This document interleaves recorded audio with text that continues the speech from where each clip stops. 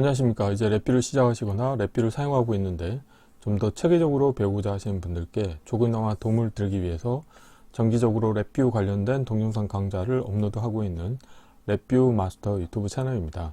이번 시간에는 구독자분 중에 한 분께서 질문하신 내용 중에 드래그 앤 드랍 방식으로 인해 가지고 그래프에 내가 표시하고자 하는 데이터에 해당하는 파일을 드래그 하면은 그 드래그한 파일의 데이터가 그래프에 표시되게 하는 기능을 구현하고 싶다는 질문을 하셨고, 제가 확인했을 때는 그래프 인디케이터에 다이렉트로 어떤 내가 열고자 하는 그 데이터 로깅한 파일을 드래그 앤 드랍을 했을 때 불러오기는 좀 어려워 보이고요.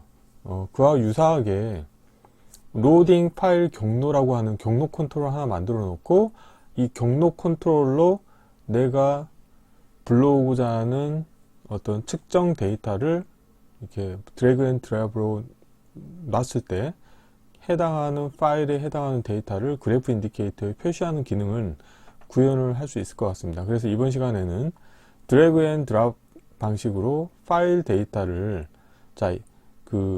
드래그 앤 드랍 이벤트 처리를 통해서 파일에 있는 저장되어 있는 데이터를 불러와서 그래프 인디케이터에 표시하는 방법에 대해서 살펴보도록 하겠습니다. 우선 강의 시작하기 전에 구독과 좋아요 그리고 알람 설정을 해주시면 영상을 제작하는 데 큰 힘이 되겠습니다. 자, 이번에 CS 파일 코드는 다음과 같습니다. 프론트 패널 UI는 다음과 같이 두 개의 경로 컨트롤이 있겠습니다.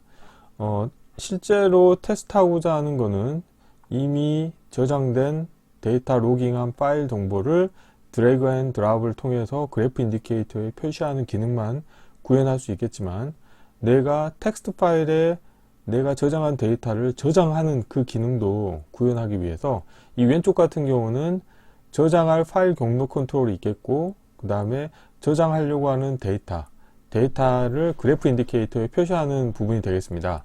그리고 오른쪽 같은 경우는 이렇게 저장된 텍스트 파일을 드래그 앤 드랍으로 해서 이 경로 컨트롤, 로딩 파일 경로라고 하는 컨트롤로 예를 들어서 윈도우 탐색기에 있는 측정 데이터.txt 파일을 마우스로 선택한 다음에 이 드래그 앤 드랍으로 이 경로, 로딩 파일 경로라고 하는 컨트롤에 가져다 놓으면 그 값이 여기에 설정이 되겠는데요. 이때 관련된 값이 변경됐을 때 이벤트 처리를 통해 가지고 그 관련된 텍스트 파일을 읽어와서 그 읽어온 데이터를 그래프 인디케이터에 표시하는 부분이 되겠습니다. 그리고 이 오른쪽 하단을 보시게 되면 분리한 버튼이 두 개가 있는데, 크리에이트 버튼이라고 하는 건 뭐냐면 저장할 파일 경로를 지정하신 다음에 크리에이트 버튼을 클릭하시게 되면은 랜덤 데이터를 생성을 해서 이 그래프 인디케이터에 값을 표시도 해주고, 그 다음에 이 경로, 저장 파일 경로에 관련된 데이터가 텍스트 파일로 저장이 될 겁니다. 블록 다이어그램 코드를 보시게 되면은 하나의 화일 루프에 이벤트 구조가 있는 일반 디자인 패턴이 되겠고요. 자, 세 가지 이벤트에 대해서 핸들링을 할 겁니다. 우선 첫 번째로 크리에이트 값을 클릭을 했을 때 이 값이 변경이 됐을 때 이벤트를 처리를 어떻게 할 거냐면, 자, 서브 vi 두 개를 호출할 겁니다. 이 첫 번째 서브 vi 같은 경우에 뭐냐면 아이콘 이름에서처럼 서브 젠 데이터, 그러니까 랜덤 데이터를 만든다는 의미가 되어 있고요. 입력으로는 샘플 개수를 입력받을 수 있게 되겠습니다. 그래서 여기서는 하드 코딩을 해서 100개의 랜덤 데이터, 0에서 100 사이의 랜덤 데이터를 생성을 하는 서브 VI가 되겠습니다. 그래서 관련된 서브 VI 같은 경우는 다음과 같이 생겼죠. 그래서 에러 클러스터 입력을 받아서 에러가 없는 경우에만 포르프를 이용을 해서 샘플 개수만큼 루프를 반복하면서 난수 생성 함수에 곱하기 100을 해서 자, 샘플 개수만큼의 랜덤 데이터를 만드는 서브 VI가 되겠고요. 자, 이렇게 만든 1차원별 데이터를 그래프 1이라고 하는 그래프 인디케이터에 표시를 해주고, 그리고 관련된 1차원별 데이터를 이 서브 VI 입력으로 인가를 해주십니다. 자, 보시는 것처럼 서브 세이브 파일이죠. 그래서 관련된 거는 어떤 동작을 하냐면, 자, 1차원별 데이터를 자, 문자열로 변환을 해서 그거를 텍스트 파일로 저장할 겁니다. 그래서 파일 IO 함수에 자, 옵션으로는 replace or create로 하고 저장 경로를 입력으로 받고 write only로 하신 다음에 1차원별 데이터를 자, 문자열 카테고리에 가보시게 되면은 배열을 스프레드시트 문자열로라고 하는 함수가 있습니다.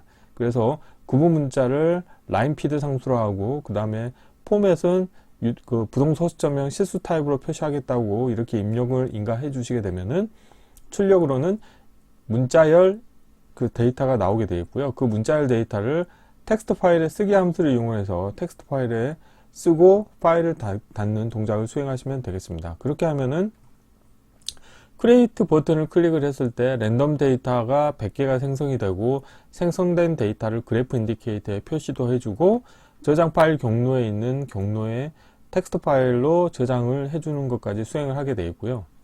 다음으로는 예를 들어서 윈도우 탐색기에서 이렇게 저장된 텍스트 파일을 이 로딩 파일 경로라고 하는 이 경로 컨트롤에 마우스로 드래그 앤 드랍을 하게 되면은 결국에는 이 로딩 파일 경로의 값이 변경이 됩니다. 그래서 이 이벤트 케이스를 추가하셔가지고 로딩 파일 경로에 값이 변경이 됐을 때, 자, 입력으로는 로딩 파일 경로 정보를 입력을 인가받아서 이 서브 VI가 호출이 되죠. 그래서 서브 로드 파일이라고 해서, 자, 보시는 것처럼, 자, 파일 IO 함수의 옵션으로, 자, 오픈이고 리드 온리로 하고 입력 그 불러오기 경로를 인가받게 되면은 출력으로는 관련된 경로에 있는, 자, 텍스트 파일을 문자열로 출력을 내보냈는데, 관련된 문자열은 스프레드시트 문자열을 배열로라고 하는 함수를 이용하셔가지고 1차원 배열로 변경을 하실 수가 있습니다.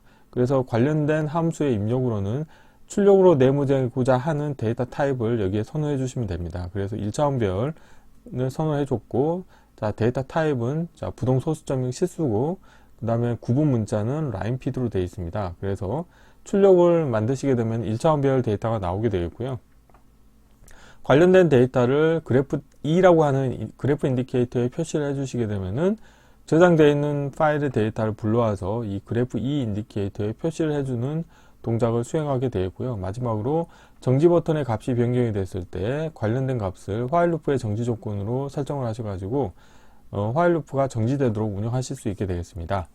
자, 화일 루프 앞에 있는 관련된 인보크 노드 같은 경우 뭐냐면 그래프 1과 그래프 2, 그 다음에 로딩 파일 경로에 대해서 디폴트 값으로 초기화하는 동작을 수행하도록 운영할 겁니다. 여기서 디폴트 값은 빈 데이터이기 때문에 VI를 실행할 때마다 이 로딩 파일 경로 정보와 그 다음에 그래프 1, 2에는 모든 데이터가 다 클리어된 상태에서 수행을 하도록 운영하실 수 있게 되겠습니다. 자, 이론은 이 정도로 마치겠고요. 자, 실제 실습을 해보도록 하겠습니다. 자, 시스 파일 코드가 많기 때문에 제가 미리 바탕화면에서 서브 VI 세 가지에 대해서는 미리 제가 준비를 해놨고요. 자, 메인 VI에 대해서만 구현을 해보도록 하겠습니다. 경로를 복사하신 다음에, 자, 랩뷰에서, 자, 새 VI에서 컨트롤 S 누르시고요. 자, 경로를 붙여 넣으시겠고요. 자, 테스트할 VI 이름도 동일하게 하겠습니다. 자, 이 상태에서 우선 프론트 패널을 먼저 꾸며 볼까요? 자, 프론트 패널 같은 경우는 다음과 같이, 자, 실버에서, 자, 문자열 앤 경로에 가보시게 되면 파일 경로 컨트롤이 있겠고요. 그래서 파일 경로 컨트롤을 두 개를 불러오겠습니다. 그래서 하나는, 자, 저장 파일 경로라고 하겠고요.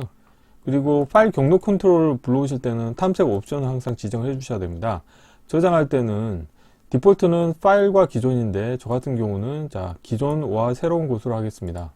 그리고, 자, 경로는 관련된 경로를 복사하신 다음에, 자, 탐색 버튼 누르시고요. 여기에다가 뭐 측정 데이터라고 하겠습니다. 측정 데이터.txt라고 하겠습니다. 이렇게 하고 관련된 경로를, 자, 선택된 값을 기본값으로 제가 하겠고요. 또 하나를 복사하시겠고, 자, 이거는 로딩 파일 경로라고 하겠고요. 자, 그 다음에는, 자, 그래프 인디케이터를, 자, 두 개를 만들도록 하겠습니다. 하나를 불러오시겠고요. 그래서, 자, 라벨은 그래프 1이라고 하겠습니다. 자, 이렇게 하겠고요. 그럼 하나 복사하신 다음에, 자, 얘는 라벨은 그래프 2라고 하겠습니다. 그리고 색상은, 자, 색은 빨간색으로 바꾸겠습니다. 다음으로는 불리언 버튼 두 개를 만들어야 되겠죠. 크리에이트하고 정지 버튼이죠. 실버의 불리언에 일단 정지 버튼 하나 불러오겠고요. 자, 라벨은 보이지 않도록 하겠습니다. 그 다음에 빈 버튼 하나 불러오시겠고, 자, 라벨 보이지 않도록 하겠고, 자, 프로퍼티에서, 자, 라벨은 크리에이트라고 하겠고요. 오프 텍스트는 대문자 크리에이트로 하겠습니다. 자, 이렇게 하고 색상은 파란색으로 하겠습니다. 자, 이렇게 하시게 되면은 프론트 패널의 UI는 다 완성이 됐고요. 자, 블록 다이어그램 코드를 구현해 보도록 하겠습니다. 일단 컨트롤과 인디케이터는 한쪽으로 다 모아 놓도록 하겠고요. 자, 이렇게 한쪽으로 자, 모아 놓겠고요. 자, 블록 다이어그램 코드의 기본 구조는, 자, 화일 루프 안에 이벤트 구조가 있는 일반 디자인 패턴이죠. 그래서 화일 루프를 하나 불러오시겠고요. 자, 화일 루프 안에 이벤트 구조를 추가하겠습니다. 자, 그리고 이벤트 케이스 추가하신 다음에, 우선 첫 번째로는 정지 버튼의 값이 변경이 됐을 때, 자, 이벤트를 핸들링 하도록 하겠습니다. 정지 버튼을 관련된 케이스에 넣어 주시겠고요. 이 세 값으로 관련된 값을 인가해 주시면 되겠습니다. 자, 그리고 연결되지 않는 입력 터미널에 연결을 해 주시겠고요. 생성에, 자, 상수로 하시겠고, 나중에 코드 사이즈를 좀 최적화하기 위해서 미리 당겨 놓겠고요. 첫 번째로 하실 건 뭐냐면, 크리에이트 값을 변경을 했을 때 이벤트 처리하도록 하겠습니다. 자, 크리에이트 값이 변경이 됐을 때, 자, 이벤트를 처리할 건데, 자, 여기는 새 값으로 하겠고, 케이스에 관련된 크리에이트 컨트롤 넣어 주시겠고요. 화일 루프의 정지 조건은 거짓이고, 여기서 서브 VI를 불러오겠습니다. 우선 서브 VI가 두 개가 필요한데, 하나는 generate 데이터고, 또 하나는 save 파일입니다. 그래서 generate 데이터에는, 자, 입력으로는 샘플 개수를 제가 100개로 하드 코딩 하겠고요. 그리고 관련된 출력 값을, 자, 그래프 1 인디케이터에 제가 표시를 해줄 겁니다. 그리고 관련된 데이터는 다시 save file.vi 입력으로 인가가 되겠고요. 자, 에라 클러스터 연결해 주시겠고, 자, 그 다음에 저장 파일 경로 정보를 인가해 주시겠습니다. 자, 이렇게 해주시면, 자, 관련된 케이스에 대해서, 자, 동작을 다 제대로 하게 되고요.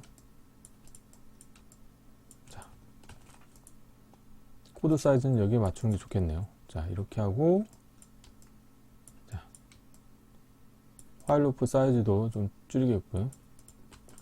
다음으로 하셔야 될 건 뭐냐면, 로딩 파일 경로의 값이 변경이 됐을 때도 이벤트를 처리해야 됩니다. 로딩 파일 경로의 값이 변경이 됐을 때, 자, 마찬가지로, 자, 새 값으로 해주시겠고, 로딩 파일 경로 가져오시겠고요.